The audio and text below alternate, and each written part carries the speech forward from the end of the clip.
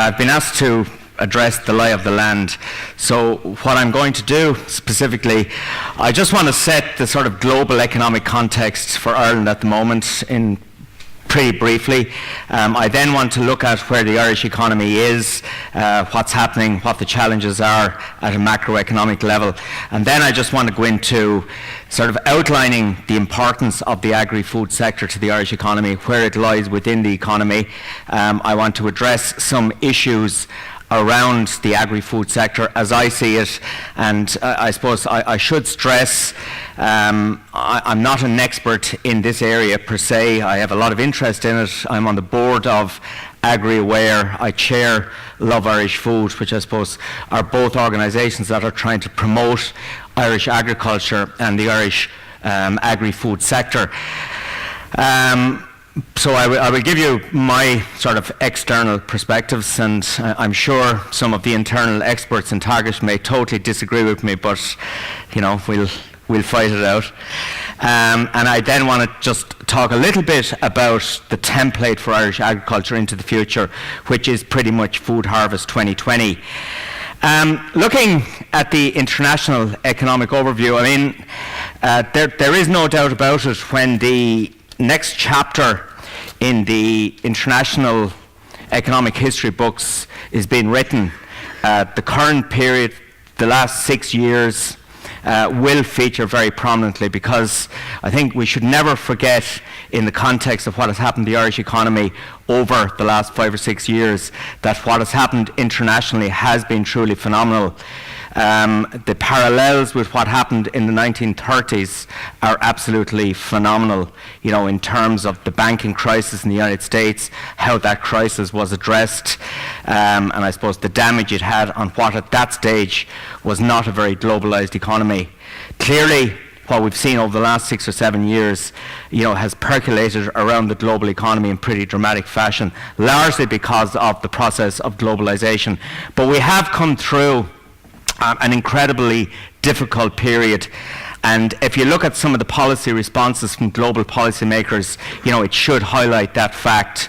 You know, we have the Federal Reserve printing $85 billion per month, pumping it into the US economy to try and stimulate bank lending, to try and stimulate economic activity and keep bond yields down. We have a zero interest rate policy in the United States, which is pretty unusual. We have a 0.25% interest rate in the euro area, which is quite bizarre in the context of a very conservative anti-inflation European Central Bank. And as you know, they cut rates by 0.25% a couple of weeks back, and that sort of reflects the difficulties in the Eurozone economy. We have the European Central Bank pumping money into the European banking system through what they call long-term refinancing operations, LTROs, and the ECB even yesterday reiterated that it is going to up that agenda in 2014. So that's pretty phenomenal. In the United Kingdom, we have a 0.5% interest rate backdrop, and there's a lot more besides, but I think suffice to say that we have seen policymakers globally throw the kitchen sink at the difficulties over the last 5 or 6 years. And I think the policy response just reflects the nature of the shock that they're trying to deal with. The good news, I suppose, is that we are starting to see signs it's working. The US economy is growing at a reasonable pace, not strong enough. For anybody with any interest in football, if you don't, this will totally go over your heads, but I would describe the UK economy this year as a lot like Arsenal Football Club. Nothing expected at the beginning of the year, totally surpassing on the upside at the moment, or surprising on the upside. Somebody pointed out to me the other day that if you look at how Arsenal's season normally ends, let's hope the UK economy doesn't go the same way. But at the moment, the UK economy is by far the strongest growing economy in the European Union. The problem is still Europe, the Eurozone specifically. You know, the growth numbers there are still very, very weak. A couple of other factors I think that are worth pointing out. The inflation backdrop globally in the developed world is non-existent. Deflation is a bigger threat still than inflation.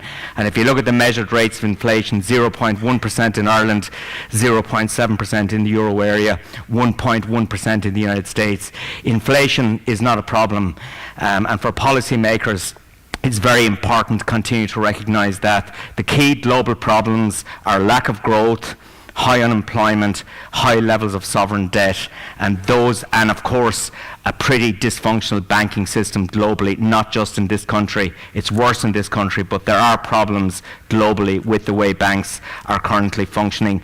So these are the issues policymakers will continue to strive to address, and we can be sure that interest rates will remain at historically low levels for the foreseeable future, and we can also be sure that policymakers will continue to do whatever is necessary to get the global economy back on track. This is the most recent Q3 growth profile for the EU. The euro area grew by just 0.1% in the third quarter, and the EU 28, 0.2%. And within that, the bigger economies, France and Italy, still contracting. As you see there at the end, the UK economy growing at 0.8%, 1.5% year on year. So across the euro area, there is very definitely a significant growth malaise at the moment, and that will have to be the focus of policymakers in the euro area for the foreseeable future. I think one of the more frightening statistics is that 19.4 million people are currently unemployed in the Eurozone 17 countries. That's a pretty dramatic situation. But as the global backdrop has been very difficult, we're starting to see some light, but we're definitely not out the other end of the tunnel at this stage. This is a historical perspective on where Ireland has come from. The second half of the 1990s was the Celtic Tiger, a very competitive economy, a lot of inward foreign direct investment, a strong export performance, and that supported the rest of the domestic economy. And then the second period, 2001, 2007, we took our eye off the ball. We became incredibly uncompetitive as a country. We became arrogant. We started to believe that by building houses for each other, we could sustain our economy, and the whole construction sector became an inordinately large part of the economy. The bubble burst in 2007. We fell off the cliff 2008, 9 and 10. We hit the ground in 2011. And basically since then, I would characterize the economy as stumbling along the bottom, or trundling along the bottom. Some parts of the economy are now starting to show little bits of growth, other parts are still struggling, and I'll just take you through that pretty quickly. In the second quarter, we don't have third quarter data yet for Ireland, but technically the economy emerged from recession in the second quarter, and that's kind of historical at this stage. If you look at some of the key economic indicators, in the first 9 months of the year, retail sales volumes up by 0.4%, but if you convert that into money, sales were still down by 0.2%. There's two key messages from that. Those numbers look pretty modest and pretty pathetic, but in the context of the collapse that occurred in consumer spending over the preceding 5 years, that does represent stabilization and some growth. The second factor is the difference between the volume and value. That just shows that for the vendors of goods and services, price compression is a key issue, and I'll be demonstrating this particularly in the context of the food sector. But retailers are being forced to cut prices to shift product. So that has huge implications, obviously, for retail businesses in terms of managing margins. On the export side of the economy, and I'll be talking a good bit more about this shortly, but the export sector, you constantly hear it said that what Ireland needs to do is rebuild a competitive export model and get back to doing what we do best, which is a small open economy, where exports should drive the rest of the economy. And if you look at the headline statistics, merchandise exports, the first 9 months of the year, a decline of 6.7%. That's a pretty dismal headline statistic. However, within that, there are interesting trends, there are explanatory factors. Chemical exports down by 9.1%. That is quite simply down to the fact that a number of blockbuster drugs have come off patent over the last 12-18 months, Lipitor being, I suppose, the best example. And when drugs like that come off patent, the value falls dramatically as generic substitution starts to kick in and so on. Is that disastrous for an export-driven economic recovery? No, it's not, because this patent issue did not come as a shock to the companies involved. They've known for 20 years when the patent was going to expire. They have adjusted the business models accordingly.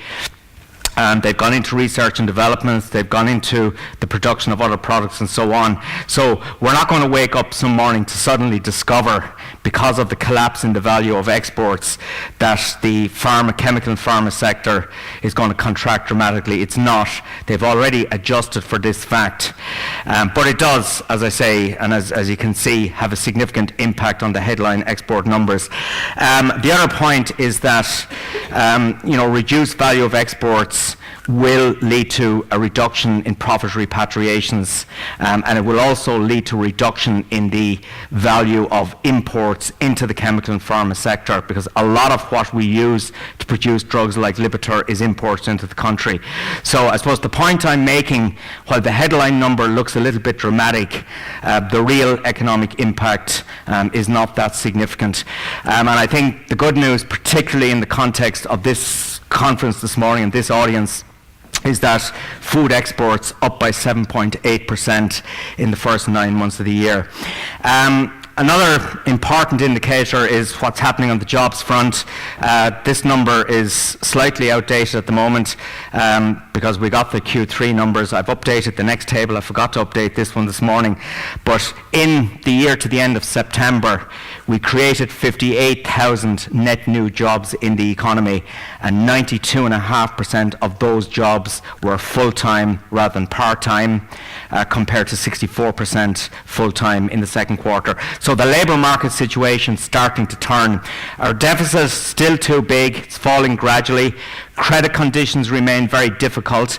The housing market, having collapsed, has stabilised. We're starting to see a bit of growth come through nationally, significant growth in Dublin, but it's a pretty dysfunctional housing market still, so I wouldn't get carried away with the headline numbers at the moment. But I think it is, from a consumer confidence point of view, from a negative equity point of view and so on, it is good to see the market stabilising and a little bit of growth coming back. So I certainly sense at a broad macro level there's a greater sense of optimism out there at the moment than we've seen for some time. This is the credit situation.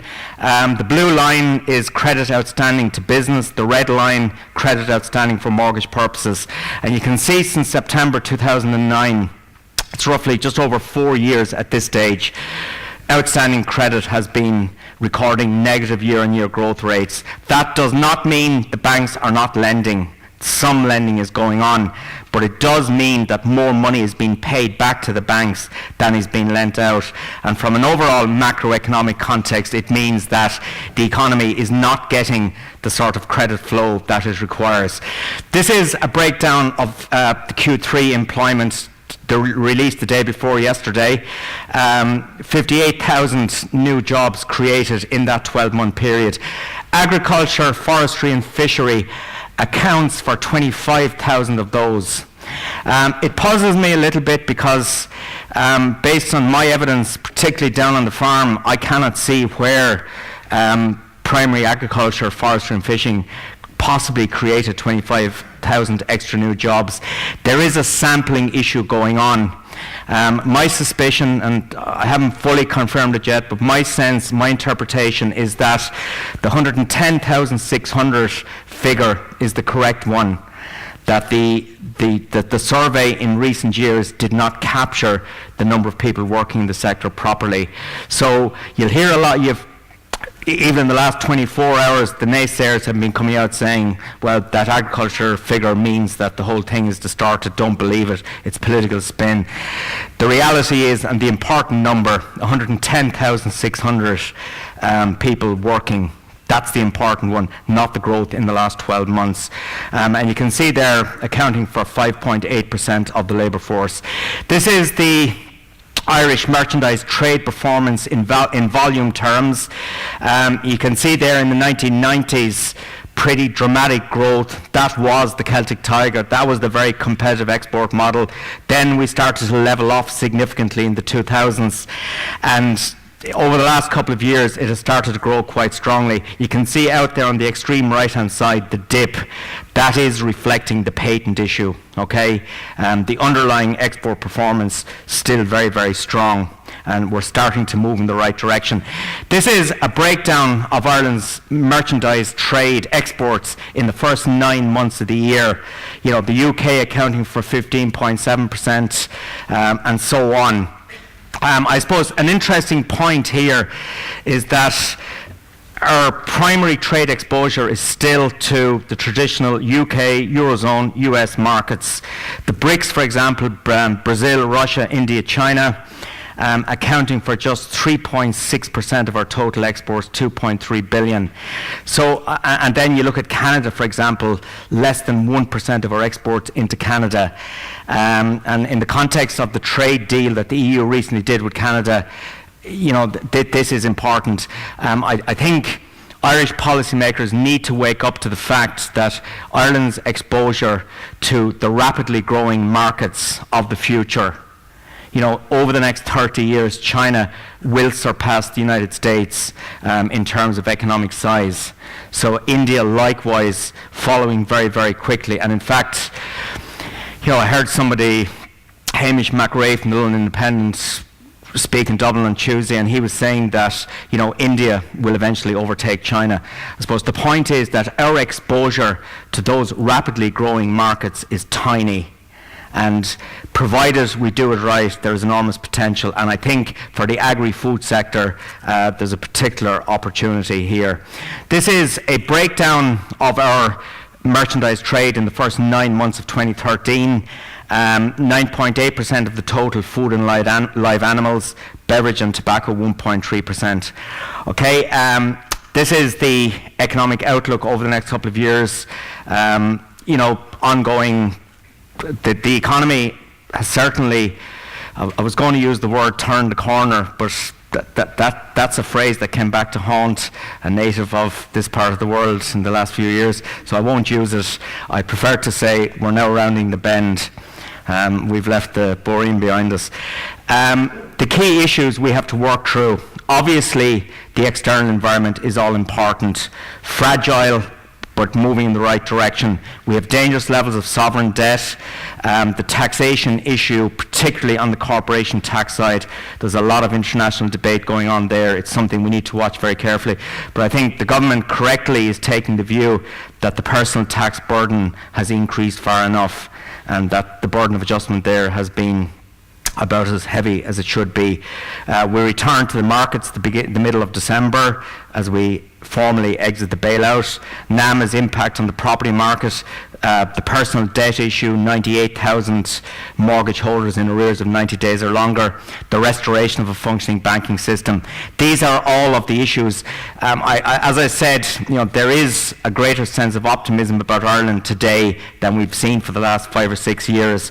That's not saying much given how difficult those years were, but at least there is a sense now we're starting to come out the other end. But I wouldn't be naive about it. There are still massive challenges to work through that will take a decade at least to work through, particularly the sovereign debt issue, and I suppose the restoration of a functioning banking market is absolutely essential as well. Moving on to the agri-food sector and some statistics there. I mean, it's a fact that we're now starting to recognise, and we certainly lost sight of it as a country for at least a decade. You know, it is a key indigenous sector of the Irish economy. Primary agriculture accounts for 2.4% of gross value added. The broader agri-food sector, 7.1%. So it's a significant part of the economy. Food and drink exports last year, just over 9 billion. Expanded by 28% in the 3 years to the end of 2012, and further growth will have been recorded this year. 160,400 people directly employed in primary and secondary agricultural production. So 160,400, a significant part of the labour force, 8.6% of the total. But then if you build in the employment multiplier effect, the number of other jobs, particularly in the rural economy, that those jobs support, very, very significant. It's a key contributor to rural economic activity, obviously, and I think that's really important in the context of what has happened over the last 5 or 6 years, because construction had taken over as the biggest employer in rural Ireland. The construction sector has virtually disappeared in many areas. So it's important that we have a sector to take up the baton and run, and that sector is agriculture. There's no doubt about that. It is, over the last 3 or 4 years, been recognised as a sector that is very important to the future, and that's good.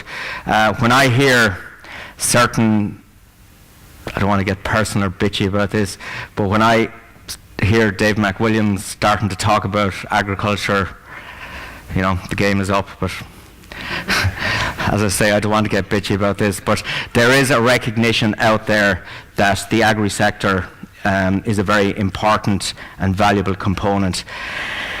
This is a breakdown of employment. You can see there 103,400 in that's the blue bit, and then food production 46%. Okay, that's the sort of breakdown of the employment sector. This is a breakdown of food and drink exports based on Board BIA figures for the end of 2012. You know, the important number there, I suppose, is a 9 billion export market last year. These are CSO data numbers for the first 9 months of the year. Food and live animals up by 7.8%, 6.4 billion total exports. Beverages and tobacco struggling a little bit, 841 million. And then within food and live animals, you can see the value and the growth, the performances. Live animals, 225 million. Dairy products, 1.4. Meat and meat products, 2.2 billion, and so on. So a pretty decent export performance so far this year. Looking at the primary agri sector, I certainly detect a much greater sense of optimism down on the farm today than I've seen for some years. I spoke last October, 12 months, at the Mochna Farmer rally in Waterford, and I was really, really impressed, and I don't say this in a patronising way.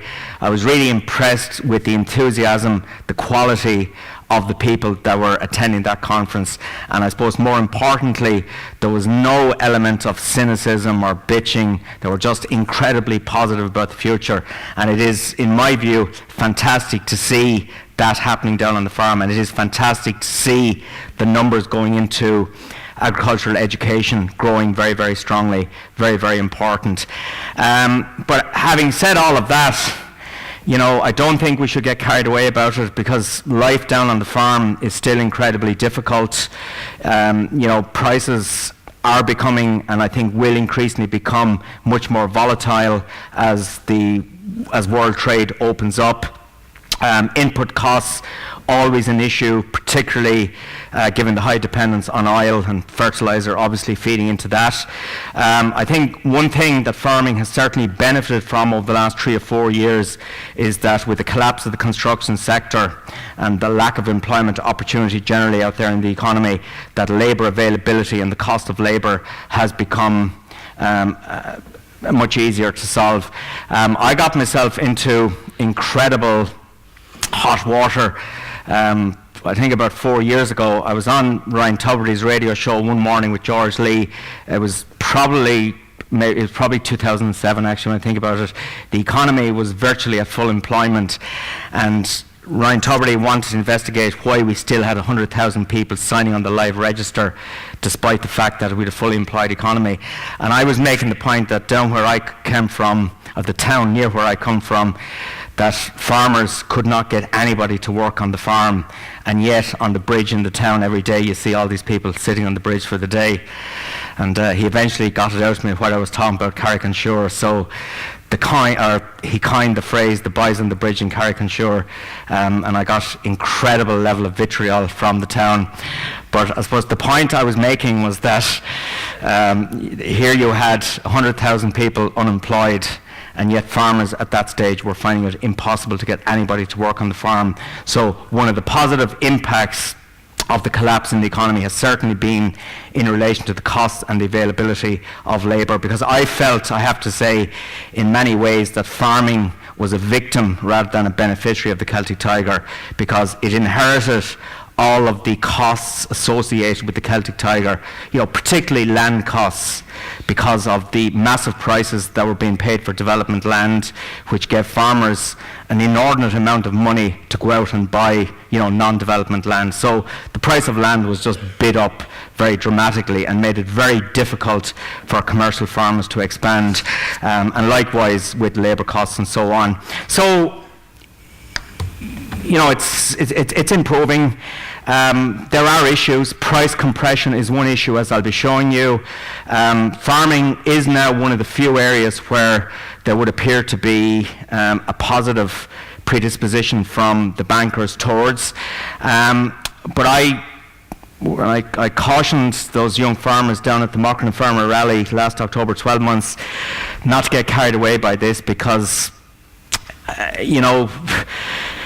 I don't want to be disrespectful to bankers here, but we've seen over the years the problems that excess credit availability has had in various sectors of the economy, and particularly in farming. So I think farmers need to be very careful, rational about what they do.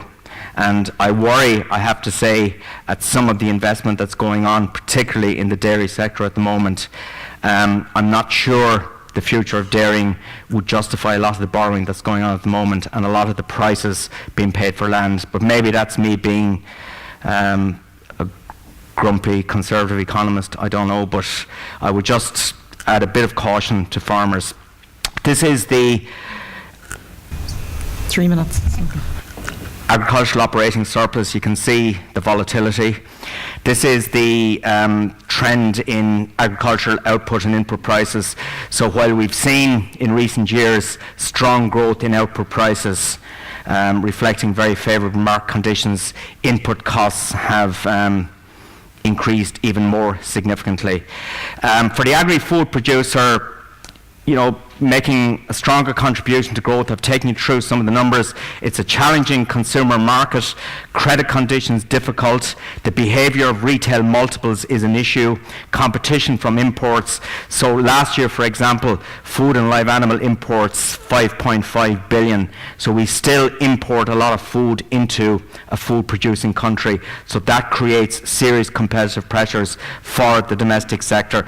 Achieving scale is an issue for the smaller food producers, because unless you build an export capability such as Flahavans have done down in Kilmacthomas, it is very difficult to build scale if you're going to focus on the domestic market. The growth of artisan producers, it is the sexy topic around at the moment. And I notice even in the Independent today there's a piece in about some pudding producer. So it's becoming an incredibly sexy area of the economy, but it is an incredibly tough, competitive, difficult business. It is not a license to print money. And I think one of the big issues, obviously, always for the food industry are reputational risks. And they hit me like a 20-ton truck last week. As chairman of Love Irish Food, it emerged from IFA analysis that one of our members, a pork producer in Tipperary, was using pork that was not produced in Ireland and packaging it under the Love Irish Food label. So we had the horse meat scandal. What can you do? If people are not going to abide by the rules, there's a huge reputational risk, and there's not an awful lot you can really do about it. But it's always the knife edge that the industry runs on.